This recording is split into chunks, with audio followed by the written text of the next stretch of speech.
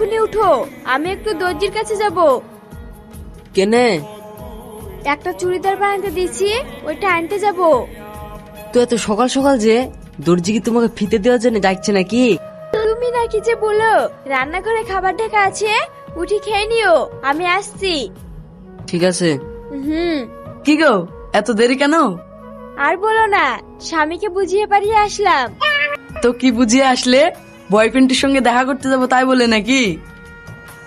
ঢং দেখি জান বাঁচে না। চাপো, তোমার জন্য একটা সারপ্রাইজ আছে। সারপ্রাইজ? কি সারপ্রাইজ?